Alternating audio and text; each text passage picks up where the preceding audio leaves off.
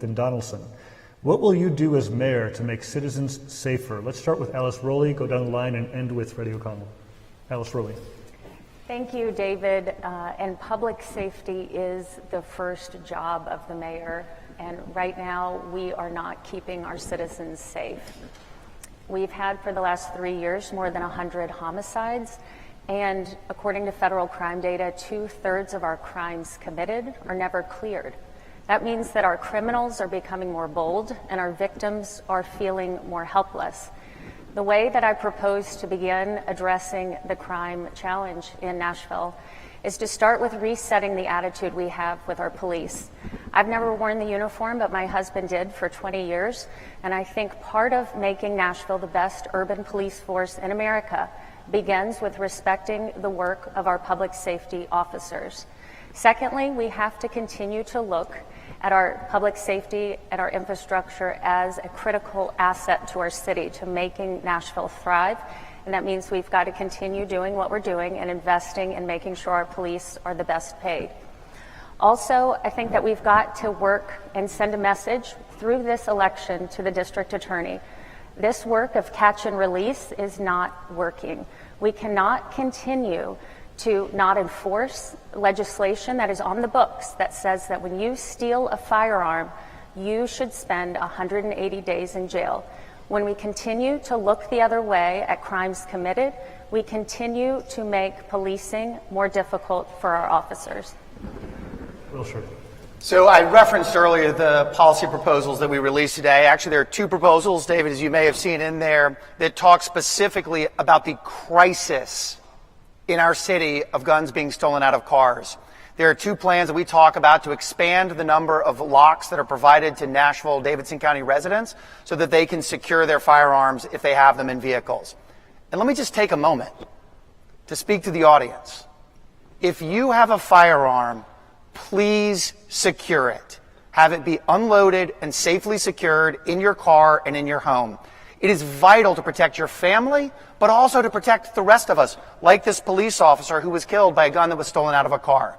Now, what we need to do to make the city safer is both make sure that our police department is fully staffed so that they aren't just having to chase from emergency to emergency, but can actually get out of the cars into the community, build relationships to build a safer community for everyone. But it's not just about policing. It's about having mental health professionals respond to crises rather than policing to help de-escalate very sensitive situations. But fundamentally, and this takes longer to implement, we need to reduce the amount of crime that's happening by providing better opportunities for Nashville's youth to engage in productive, engaged activity like summer youth employment. We'll do both when I am mayor. We need to reduce crime and provide better opportunities to hold folks accountable. Thank you. And thankfully, the police officer was injured in this recovering. But council member.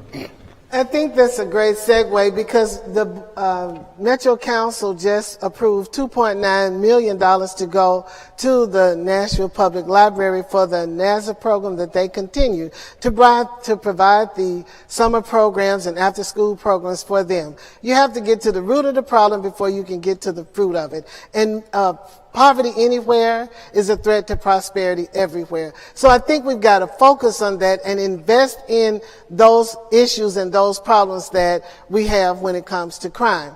But I also want to look at the fact of how can we incentivize people where these guns are taken out of the cars. My team and I were talking and thinking that perhaps what we could do is partner with some of the local restaurants. And if they are able to show that they have a safe box where they can keep their guns in the car, because I understand people wanting to feel protected and have use of them, but they may be able to get a great meal, or a free meal for their families. And we work together as a community because I think the community, the police all have to work together.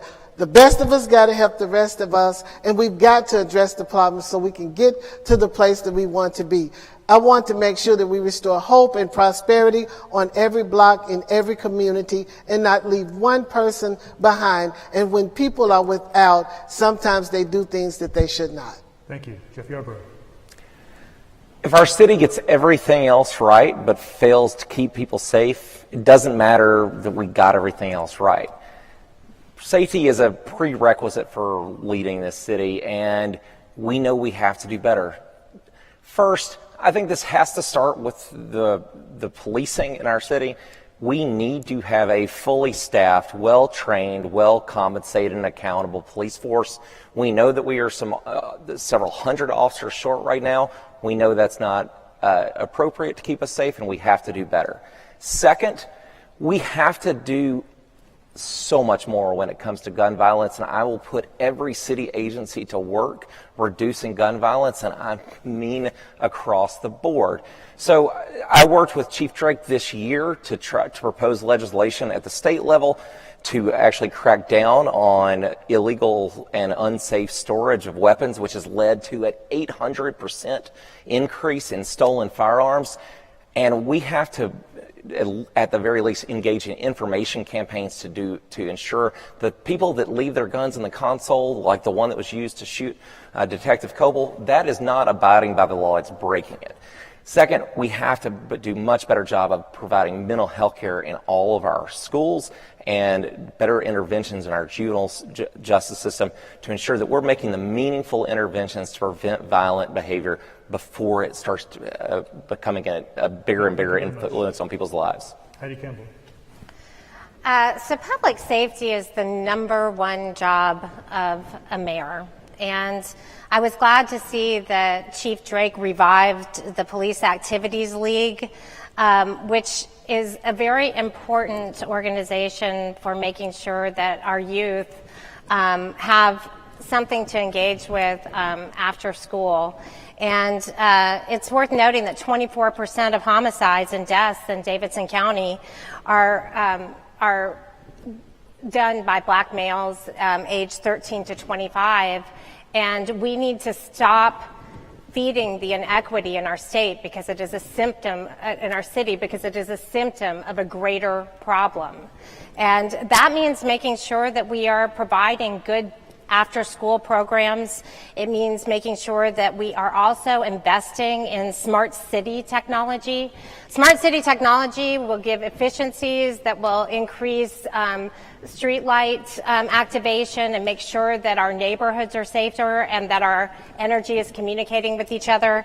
And then we do actually need to increase our police force because we are very understaffed, and make sure that we are supporting our police force with the equipment that they need. Thank you. Jim Gingrich. Well, David, I think you're exactly right that the data would show that our violent crime rate is well above that of cities that I would consider to be peers. The trend is also not a good one. 10 years ago, our homicide rate was about 6 per 100,000, and last year it was about 16 per 100,000. That is a 150% increase. We need to do better, and it has real human cost. I was at Warner Elementary, and I happened to engage with a 3rd grade class, and I asked them, what is the one thing that Nashville needs? And what they said is more kindness, fewer knives, less stabbing, less shooting, more love, fewer killing. We are failing our kids. If that's what an 8 or 9 or 10-year-old is thinking about, we need to do better, and we need to do at least 3 things. One is, it's not just that we are short in terms of where we have authorized our police force, we are short in terms of where we need to be by an even bigger amount.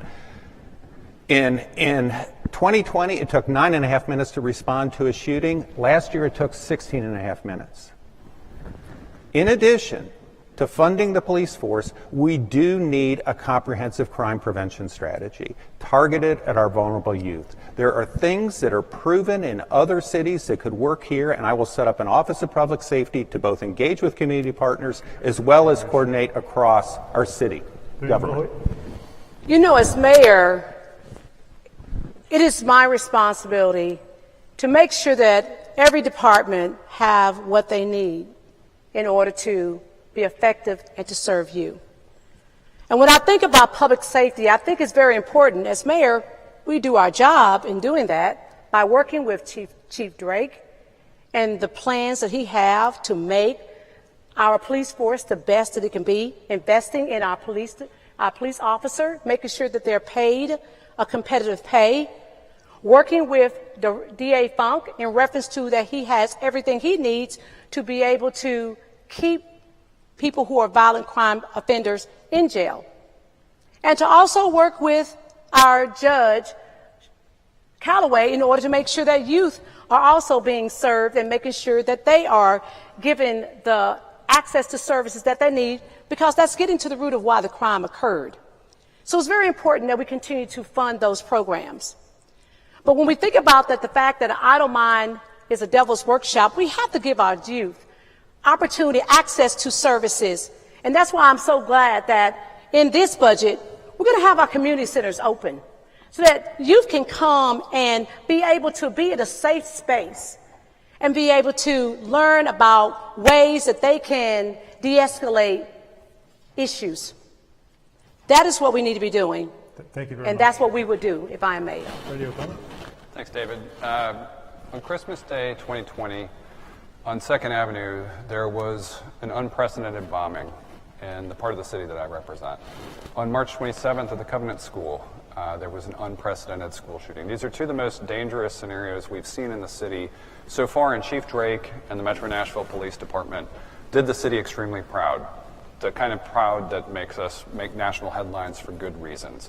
That's why I'm so delighted that the budget that I worked on over the past few weeks with my colleague Kevin Roten, who I believe is here tonight, and Mayor Cooper, does some important things. It makes sure that we compensate our first responders in a very important way with a 6% cost of living adjustment. This is work that the council did, and I'm very pleased that my colleague, Councilmember Roten, listened to public employees, listened to us on council who were calling for this, and got us there. But safety also goes beyond policing, and this is where the work of the Youth Violence Summit from years ago, 2016, we heard from our young people about what keeps them safe, and it's things like training and employment opportunities and education. And the work of the past few years, again, is in this budget that I worked on with community safety partnership funds that create important organizations like The Village, wrapping around vulnerable communities like Napier. But we can't stop there. Tonight, I think it's very important that people understand that the state legislature is about to have a special session, and that is where we need to get secure gun storage in cars laws. Thank you very much. All right, next.